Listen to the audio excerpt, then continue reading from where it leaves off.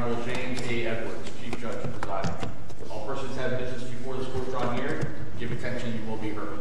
May God save the United States of America, the state of Florida, this honorable court. Please be seated. Good morning, everybody. Welcome to a session of oral arguments here. For the 5th, we have 2 in person. We've got a lot of people here today. That's amazing turnout for 2 oral arguments. And then we have a Zoom argument later today. I've already been introduced. To my right is Judge Harris, and to my left is Judge Soud. If you have noisemakers, please turn them to silent.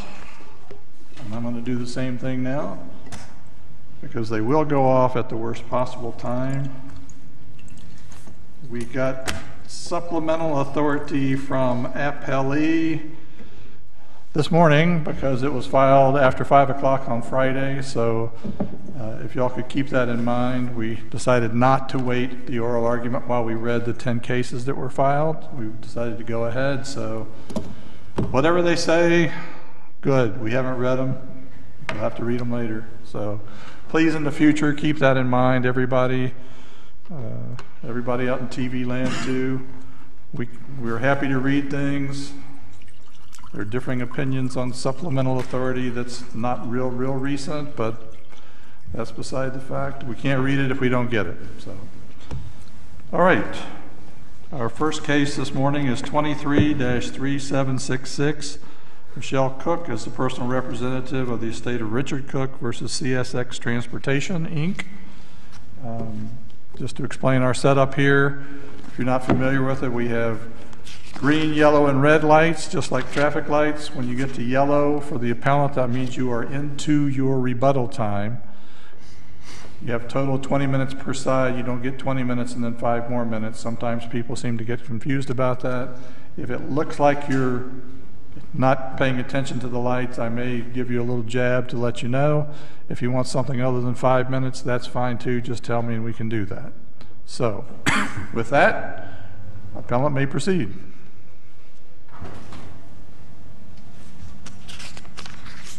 May it please the court. I'm Jonathan Sternberg, and I represent the appellant Michelle Cook, who, as your honors know, is the widow of the decedent Richard Cook. As your honors also know, Mrs. Cook appeals from a summary judgment in favor of the CSX Railroad on her wrongful death negligence claim under the FELA.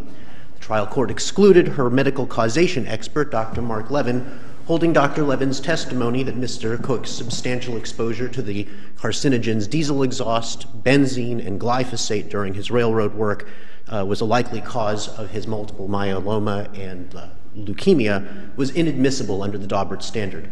And because Mrs. Cook, of course, then had no medical causation expert, the trial court granted summary judgment to the railroad. Your honors, excluding Dr. Levin and therefore granting the railroad summary judgment was error. This court should reverse the trial court's judgment and remand this case for trial. The trial court fundamentally misapplied the liberal admissions standards under Florida Statute 90.702 as interpreted in the Daubert case and its many progeny in this and other courts throughout the country. This is because Dr. Levin used information he was given, particularly from Mrs. Cook's liability expert, Dr. Paul Rosenfeld, who was neither challenged let alone excluded, and then used standard, well-accepted methodologies to reach his conclusion. First, he reviewed scientific literature using his expertise as informed by the Bradford Hill criteria. Here, notably, that literature included monographs and other studies from the International Association for the Research of Cancer, the National Toxicology Program, and the EPA, and others, concluding that diesel exhaust, benzene, and glyphosate are carcinogenic and cause myeloid cancers like Mr. Cook's. He then used a differential diagnosis, which is a standard methodology to determine causation in toxic exposure cases like this, to come to a conclusion that Mr. Cook's substantial exposures to these carcinogens during his railroad work was a likely cause of his myeloid cancers. Under Daubert... Does Dr. Levin do any analysis of the dose exposure that Mr. Cook had? He relied on Dr. Rosenfeld's report for that. The railroad uses the term dose, and the trial court used the term dose. But what we're really talking about in a toxic exposure case is not a definitive quantifiable dose and a definitive quantifiable threshold, but rather, as in the Northrop case from the 3rd District in 2017, which was about asbestos exposure and used these same sort of ideas, whether there's evidence of a substantial exposure of the sort that causes cancer, and an expert can reliably testify that as a result it's a likely cause here. Does anything else cause mesothelioma other than exposure to asbestos? I don't know, Your Honor. That's not one of the toxins at issue in this case. I understand that, but in the asbestos case you just mentioned, mesothelioma, I believe, has as its cause asbestos exposure. I may be incorrect. I believe that is a cause. Multiple myeloma is often idiosyncratic, isn't it? Idiopathic. I mean, it has lots of different causes. Dr. Levin testified it has lots of different possible causes, which is why he couldn't rule out anything, he couldn't rule out everything, but he couldn't say that despite his failure to do that, this wasn't still a likely cause. Remember, this is a FELA case, and so this standard of causation under FELA is much lower than a normal case. Well, you still have to prove that it's a cause. Certainly, absolutely. But so here, the substantial exposure is in Dr. Rosenfeld's report, which again was never challenged at all, and is something, therefore, on which Dr. Levin can certainly rely. And this is on pages 384 to 400 of the record. He explains that using methodology, this is Dr. Rosenfeld, from the EPA and the risk assessment system, he was able to estimate the level of Mr. Cook's exposure to diesel particulate matter during his during his career, which is synonymous with diesel exhaust. From this, he was able to mathematically determine, this is pages 386 to 99, actually 386 to 400, he was able to mathematically determine Mr. Cook's exposures to diesel exhaust. So Dr. Levin himself didn't have to do some separate study. He can certainly rely on this, because one of the Daubert factors is the facts from which the expert draws his conclusion. Here, the fact is from Dr. Rosenfeld's own estimation, which was never challenged and not excluded. And so Dr. Rosenfeld concluded that Mr. Cook was exposed to significant and above background levels of locomotive diesel exhaust while working in tunnels, as well as benzene, as well as glyphosate. So from that,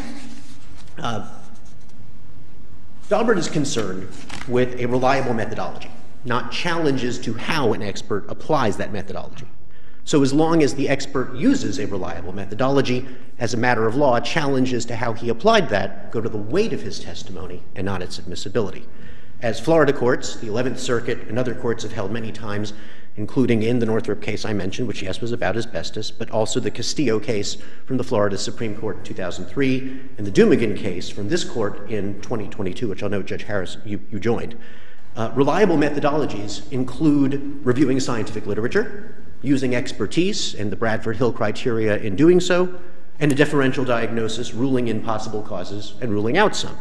That's exactly what Dr. Levin did here. First, he reviewed scientific literature using his expertise, as informed by the Bradford Hill criteria, to arrive at a general causation opinion that exposure to diesel exhaust, benzene, and glyphosate causes myeloid cancers. It is a cause of myeloid cancers. As the IARC, the NTP, the EPA have all determined, using Bradford Hill criteria themselves in doing so, which Dr. Levin testified, exposure to these carcinogens causes myeloid cancer. Any exposure? Excuse me? Just any exposure? Any level? No, it has to be a substantial exposure. And here, Dr. Rosenfeld found the exposure itself was substantial enough.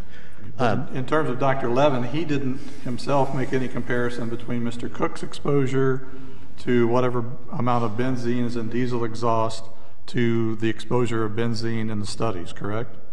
He himself didn't make his own separate study of it. No, he relied on Dr. In fact, it was not possible to do so. So if you can't compare his exposure, and I'm looking at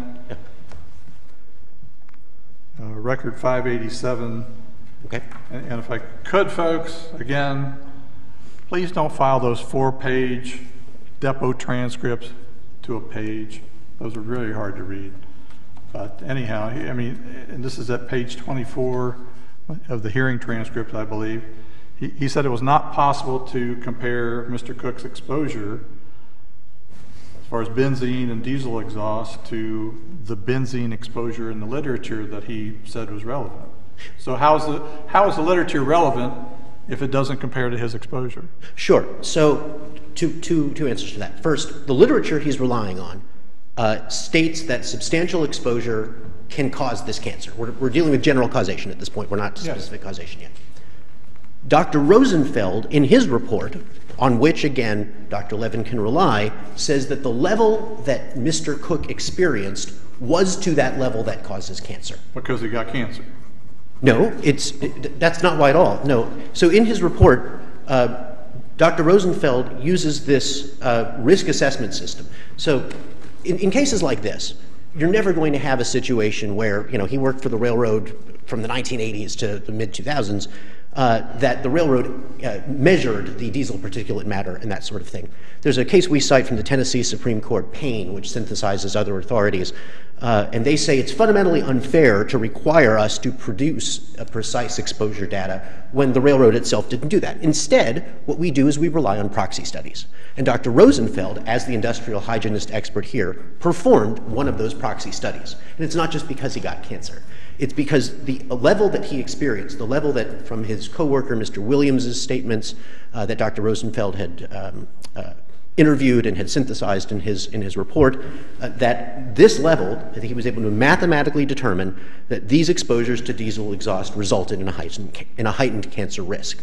So then relying on studies from the IARC, EPA, NTP, et cetera, Dr. Levin's able to say, well, he had that amount of risk, and these are things that cause cancer. He had that level that can increase your cancer risk. Therefore, it's reasonable that this was a likely cause of his cancer. So that's general causation. That's the Bradford Hill criteria. Now, of course, the railroad's expert disagrees, right? The railroad's expert says these aren't statistically significant enough. Dr. Levin disagrees with that. He says no, and it goes through a lengthy explanation in his testimony and report why this was statistically significant. The bottom line, though, is the jury wouldn't have to go with the railroad's expert, Dr. Pyatt. A jury could instead agree with Dr. Levin and the authorities on which he relied and disagree with the railroad's expert. That's the Payne case from the 2nd District in 2022, where they talk about a battle of experts, where you have two experts with differing conclusions from the same basic data. It's up to the jury.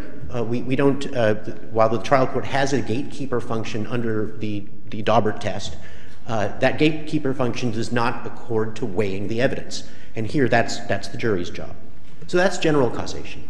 Then for specific causation, Dr. Levin used a differential diagnosis and properly ruled in Mr. Cook's exposures during his railroad work as a likely cause of the cancers. And this was, again, of course, from Dr. Rosenfeld's report. And if you go through Dr. Rosenfeld's report, it's, especially from Mr. Williams' statements, it's pretty damning. He talks about in tunnels, including one that took 30 to 45 minutes to traverse, they could always smell diesel exhaust. Now, my client was not a smoker, but other people in the trains were, and they would have to open the windows so he could, let people smoke out the window so as not to be inundated with smoke. Also, there was no air conditioning, and this, of course, is Florida, North Carolina, Georgia, South Carolina. It's very hot. And so they'd have to open the windows in the tunnels, and the crews would be inundated with diesel exhaust. They'd have to evacuate trains in the tunnels sometimes because of this. They'd also spend 30 to 40 minutes at the beginning of each day's shift with next to these idling locomotives spewing black exhaust, he says. And they also rode on spray trains that Dr. Rosenfeld was able to determine were spraying huge amounts of glyphosate herbicide. You can imagine these cars that have large tankers, and on the top are these sprays, and that's what they're doing. Those are herbicides. Given all of this, Dr. Levin could easily rule in Mr. Cook's railroad exposures as possible causes of the myeloid cancers. Again, I appreciate the defendant's expert disagrees, but that's why the defendants get to have their own experts, because the jury gets to hear both experts, and the jury gets to determine who they believe and who they don't believe.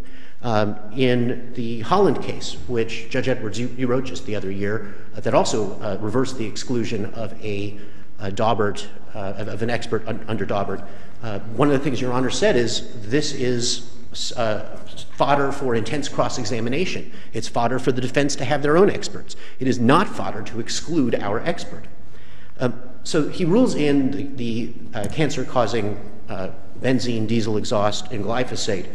And then he also rules in some other things: smoking, family history, age, radiation exposure, possible other occupational exposures. But he was able to rule out smoking. Mr. Cook was never a smoker. Family history, age, radiation, was never around that, and other occupational exposures. What we come down to is he couldn't definitively rule out, and he admitted this, secondhand smoke exposure, as I mentioned before, and obesity, and just general idiopathic causes. But as courts have held many times, including the Gwynn case from the 11th Circuit in 2010, the law didn't require him to rule out every single other possible cause in order for his opinion to be admissible. Again, that goes to weight and not admissibility.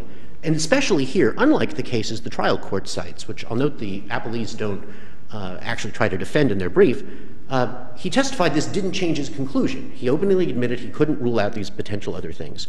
But he said the nature, this is on page 1815 of the record, where he testifies to this at the hearing, as the nature of multiple myeloma is that it isn't from a sole cause, and instead is from these multiple causes. And here, in a FELA case where we don't have to apportion fault or damages between railroad and non-railroad causes, it doesn't actually make a difference. As Florida courts have observed many times, including in many of the decisions reversing Daubert exclusions on pages 30 to 33 of our initial brief, the concerns the railroad raised as to Dr. Levin's lack of information about the exact amounts of Mr. Cook's exposures, their experts' criticisms of how he applied his reliable methodologies, or his inability to rule out some other possible causes, all go to the weight of his testimony and not its admissibility. Dr. Levin, simply put, used well-established, reliable methodologies, and they're challenging how he applied those, not the methodologies themselves. The trial court was wrong to hold, as a matter of law, this isn't just an abuse of discretion. Discretion has to be informed by, an exercise of discretion has to be informed by the relevant legal standards. And here, under the relevant legal standards, the trial court was wrong to hold that this in any way made Dr. Levin's testimony inadmissible under Daubert. We would ask your honors to reverse the trial court's exclusion of Dr. Levin, and as a result, its summary judgment in favor of the railroad. All right, thanks. Thank you, your honors. Got about 5.5 minutes for your rebuttal. Thank you, your honor.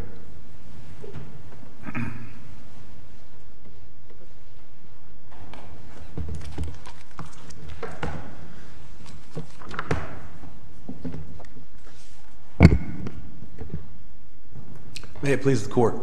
Frank Gordon for the defendant appellee here. Chief Judge Edwards, I'm going to start where you started. I want to talk about this notice of supplemental authority that we filed on Friday.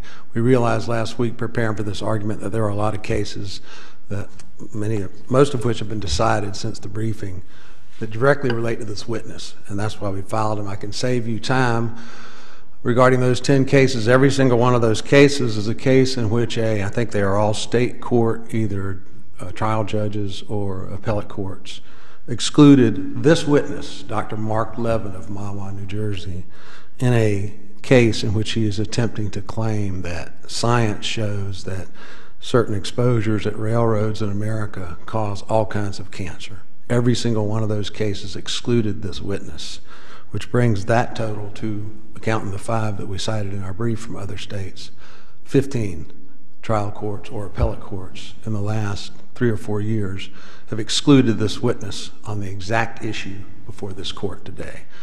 Did this witness apply a reliable methodology? He did. In a scientifically reliable way, he did not. And that, we believe, is why Judge Aho excluded this witness from testifying in this case, and that's why her opinion should be affirmed. And let me just talk about those briefly, Your Honor. One of them is the Murray case. I think that one is actually cited in our brief. That's throat cancer, New Jersey. Dr. Levin excluded because his methodology, his application of a reliable methodology, the Bradford Hill methodology, is not reliable. It's not scientific. Arnn, a very lengthy opinion from Judge Bruce Anderson, is in one of the supplemental authorities. Judge Bruce Anderson from Duval County, of course, who excluded this witness, Dr. Mark Levin, in a case against our client, CSX, in which Dr. Levin was trying to testify that working at the railroad, diesel exhaust primarily, the benzene and diesel exhaust, perhaps herbicides too, cause acute myeloid leukemia. Let's focus on this case rather sir. than the supplemental authorities sir. that we haven't looked at yet. There's just briefly, there's 3 other judges from Duval County that are in the supplemental authority, same exact type of opinion.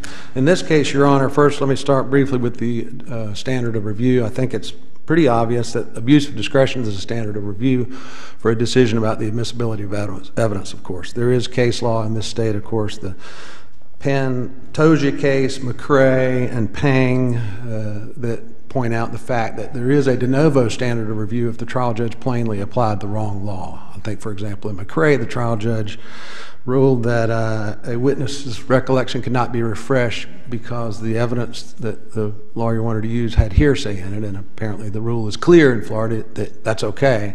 The trial judge didn't allow it. De novo review, that was an error by the trial judge. That discretion is cabined, of course, by the evidence code. You would agree? Yes, sir. Absolutely. And so here I think what we're talking about is an abuse of discretion standard, which this court knows is considerably deferential. Apparently their argument as to what I didn't hear it just a minute ago, but in the brief, the argument that Judge Aho misapplied some law apparently is that she did not take into account the modified standard of causation under the Federal Employers Liability Act. And that's plainly not the law. We've cited to the court in our brief, on page 13 in our brief, the Ninth Circuit in Clark, C-L-A-A-R, Sixth Circuit in Taylor, Second Circuit in Wills. All of them say the standard of causation under the FELA and the standards for admission of expert testimony under the Federal Rules of Evidence are distinct issues and do not affect one another. And really, to say otherwise doesn't make sense. You know, the first question for the court to decide, the trial court, is this testimony admissible? And that's a question of evidence law. That's a question of reliability. And this type of, with an expert witness talking about scientific evidence. Is this testimony, is this methodology scientifically reliable, and has it been applied in a scientifically reliable way?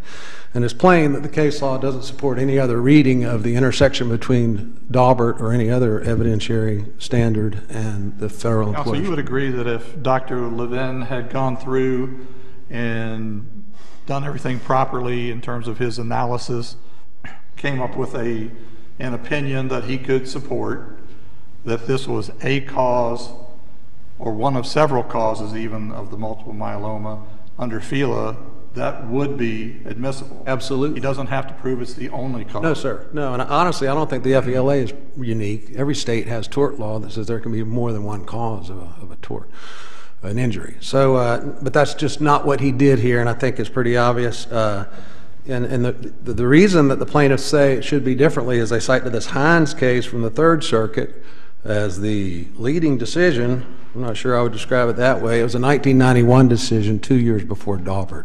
I don't think it's very helpful for understanding the intersection between a case that hadn't been decided yet and evidence law. Plainly, the law is otherwise. And the law here, in this case, right here today, of course, is 90.702 of the Florida Evidence Code. And the part of that statute that I don't hear discussed, it's not discussed in the appellant's brief, it wasn't discussed today before the court, and it kind of amazes me, is that the rule itself says plainly that the third prong of the rule, 702, is whether or not the reliable methodology was applied in a reliable way. I just heard the argument that challenges as to how the methodology was applied. Daubert isn't concerned with that. Yes, it is concerned with that. Every case in our brief was concerned with it because that's part of the test. It's written right into the rule. It's okay. You have to use a reliable methodology, but you have to use it in a reliable way, a scientifically legitimate way, and that is what did not happen in this case. And that brings me to the record here. So Bradford Hill methodology certainly is a reliable methodology. The idea of this Bradford Hill 9 factors is for a scientist to look at a body of literature, not just epidemiology, but all kinds of scientific literature, and say, what does all this literature tell us? What does it say? And the first two factors are strength of association and consistency of association. So that's what the inquiry is supposed to be about. Do I look at all this literature and does it show in a strong way, consistently, different places, different groups of people, this substance causes that cancer? Well, that's That's not true here. That's not what the literature shows. And most importantly, in terms of methodology, Dr. Levin didn't even try to look at it, all of the world's literature. And I think I can show you exactly what I mean there. First off, let me talk about where he started. He said, well, I don't know the answer to the question, so I'm going to look at the scientific literature. That's basically his database for reaching his opinion. Fine. Everybody does it that way. Tell us what all did you find when you did these internet literature searches, Dr. Levin? Well, I certainly found the studies I cited to. Well, weren't there others that you decided to cull? Yeah, but I don't know what they were. Well, what were your search terms? I don't know. Didn't write them down. So no one can replicate that science. That's the hallmark of reliable science. Some other scientists can replicate at least what you did. Now, they might come to a different conclusion. That's fine. But if you can't replicate what they did, it's not science at all. Statistical significance. He failed to identify a statistically significant association in the literature before even applying the Bradford-Hill criteria. And why does that matter? Because the case law says that it matters. This is really on page 24 of our brief. I don't want to read the entire brief to the court. I know you all have read the brief, but you can see beginning on page 24, case after case, and a lot of this is 11th Circuit case law. We tried hard to focus on that. The first step an expert must take to establish general causation through epidemiology is to demonstrate that exposure to a substance is associated in a statistically significant way with a particular disease or adverse effect. And that did not happen here. Dr. Levin did not do that. He did not identify a statistically significant association in this literature because there isn't one to identify, frankly. But that's what you do before you even go to the Bradford-Hill criteria. You start with a body of literature that has statistically significant results. Otherwise, we're just talking about chance results. That's what statistical significance is for in epidemiology, to try to eliminate the possibility to a 95-degree confidence interval, 95% confidence interval, that we're not just looking at stuff that happened by chance. That's why there's that rule. That didn't happen here. Once an association is identified, the expert has to determine whether the association represents a true cause-effect relationship between exposure and the disease. If I told you, you know, I've noticed that people that wear bathing suits a lot seem to get a lot of skin cancer, I think it's the bathing suits. And we all know that's stupid. I would be wrong. But there is a statistically significant association between wearing bathing suits and getting skin cancer, even though we'll look at it and figure out it wasn't the bathing suits that caused the skin cancer. But there is a statistically significant association, and you have to identify that first before you even go look at it further. And so, as the courts say, this is the sine qua non of general causation. The second step of determining whether an observed association represents true causation may be carried out by employing 9 well-established factors known in the scientific community as the Bradford-Hill criteria. So he skipped step 1. And the courts say, with respect to that, well, they say studies that do not represent statistically significant results do not provide a reliable foundation for a general causation opinion in a toxic tort case. And I was curious to see, maybe in the reply brief, what the appellants would say about the substantial law that occupies the bulk of our brief. And what they said about it was nothing. Nothing. They haven't responded to this law. And, well, not a lot of contrary law. It is the law. Further on, I'm on page 26 of our brief. In excluding causation expert, this is the Henry Lipitor case, federal court in South Carolina. The court emphasized that, quote, it is well established that the Bradford-Hill method used by epidemiologists requires that an association be established through studies with statistically significant results. Experts may not start at step 2, applying the Bradford-Hill criteria, without adequate evidence of an association. Dr. Levin doesn't even understand that and didn't do that. There's more of the same over on page 27. So to begin with, that hasn't been satisfied in this case. Let me just touch on a couple of other. The big point is he didn't weigh the literature. And these cases say repeatedly, starting over on page 28, you have to do that in this context. Again, no response from our opponents about this law. Starting on page 28 of our brief.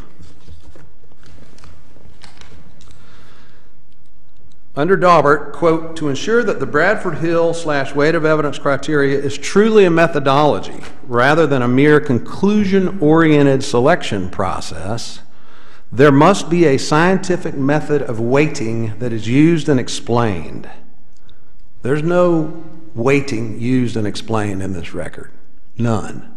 Or in any of the cases attached to that supplemental authority, or any of the cases. There's 5 cases in our brief that deal with Dr. Levin. He doesn't do that. He thinks he doesn't have to do that. But the case law says that he does. An expert must assign relative importance to data using a scientific approach. Due to the substantial judgment required of an expert in weighing the data, it is crucial that the expert describe each step in the process by which he gathered and assessed the relevant scientific evidence. Conversely, an expert purporting to apply the Bradford Hill factors engages in a, quote, conclusion-oriented process, close quote, when the expert does not explain the weight assigned to each piece of evidence. Such a process is vague and in tension with first principles under Daubert because it makes it all too easy for an expert to manipulate the Bradford Hill factors to support a desired conclusion of causation, and far too hard for an ensuing expert to replicate and rigorously test the expert's analytic approach. So I could keep reading more of these, but the expert has to weigh the literature and address epidemiological evidence that is inconsistent with his or her causation opinions. That's the judge, federal judge, Northern District of Florida, in the Henry Deepwater Horizon cases. That's on page 30 of our brief. I could read more. Let me go back to general causation yes, for sir. a minute. I thought I understood appellant's counsel to say that some of the prestigious bodies like EPA and maybe the National Institute of Environmental Health had determined that exposure to diesel exhaust, secondhand smoke, and the components and herbicides could cause multiple myeloma. Did I misunderstand him, or? I think I heard that, but that is not possibly true, and so I'm kind of hoping I didn't hear that. That's not true. IARC, probably the most prestigious international public health agency, international agency for research on cancer. They publish monographs on substances, usually. They'll put together, I call it a blue ribbon panel, scientists, most of whom have studied the substance that's an issue. Let's pull together all the literature. They don't do research. They gather the research that's already been done. They read the papers, and they try to, in an effort to help all public health agencies in the world, tell them, hey, this causes that, so take that into account. They've published 2 monographs on diesel exhaust, IARC has. The second, more recent one was published in 2014. It said, diesel exhaust causes lung cancer. There is a positive association, not necessarily causative, we don't know, between diesel exhaust and bladder cancer. And no other cancer got even an honorable mention like bladder. Certainly not multiple myeloma. Multiple myeloma is by and large idiopathic. Nobody knows what causes multiple myeloma. And so the National Toxicology Program is no different, EPA no different. There's nobody on earth has said the kinds of things that this gentleman has said in this case and some of these other cases. There's no public health agency that would support his opinions. And frankly, if we look at the literature that he's relying on in this case, and we've summarized every study he cited us to, starting on page 4 of our brief. And it's 2 or 3 pages long. Won't read it all to you, of course, but the first study, he withdrew it. He admitted that doesn't support his conclusion. That was Semioticki, 1987. American Cancer Society was not even a study. The Buffetta case was not statistically significant. Dury, a blog post. Wang, 2019, glyphosate in drinking water in mice might cause them some type of problem. He cites a couple of review studies of multiple myeloma that say, this is entitled Multiple Myeloma, a review of the epidemiologic literature. The authors of this literature review study concluded that, quote, the etiology of multiple myeloma is unknown. This is his literature that he said he relied on to come to the exact opposite opinion. With no established lifestyle, occupational, or environmental risk factors. They further concluded that epidemiological evidence does not support a causal relationship between benzene exposure and multiple myeloma, as cohort and case control studies have not indicated consistently elevated relative risk, and there's no evidence of a significant exposure response pattern, and there's no significant association of risk of multiple myeloma with exposure to diesel exhaust or engine exhaust. None of these studies support his opinion. The IARC monograph 105 is the last one we've listed. I mean, it's absurd that this witness thinks, here's what I relied on. This witness is living in Fry, is what it amounts to. He thinks because he has a degree, he's an oncologist, he looked at a couple of studies and said, you know, I think it does. So I'm going to say it. That's what he did. He thinks he's living in a Fry world, but we know it's not a Fry world, not in Florida anymore. So that is the heart of this appeal. This witness did not do any of the things that the case law says you're supposed to do if you're going to look at literature like this. He didn't do any of it. And then let me just touch on a couple of other things quickly. He has no explanation for why his opinion is inconsistent with the rest of the scientific world. The case law requires you to have one if you're going to go out on a limb like that. It's okay. If you look at the same literature as everyone else and come to a different conclusion, okay, that's fine. I want to say one other thing. In the appendix to our brief on pages 3, 4, and 5, and 6 of the appendix, the rest of the world's literature is summarized on those pages, uncontestedly summarized. There are charts, multiple myeloma and diesel exposure. 36 studies that said no, don't see that here. 2 said yes and 1 said maybe. Multiple myeloma and herbicide exposure, that's page 4 of the appendix. 54 studies said no. 2 said yes and 2 said maybe. Multiple myeloma and, railroad workers. Multiple myeloma risk in railroad workers. You would think that would be a good bit of literature to study. 30 of these studies said no and 2 said yes. Does that go to weight?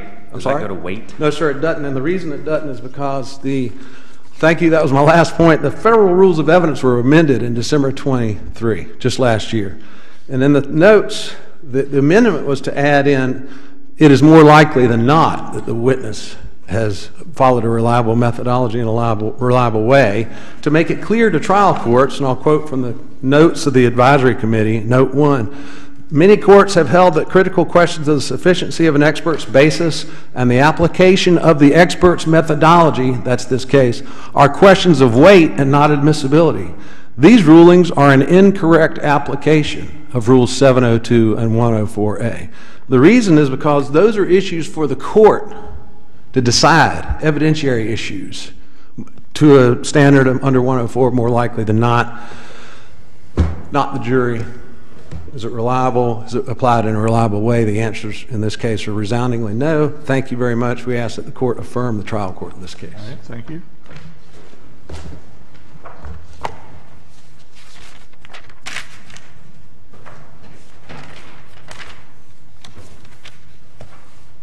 Please, the court.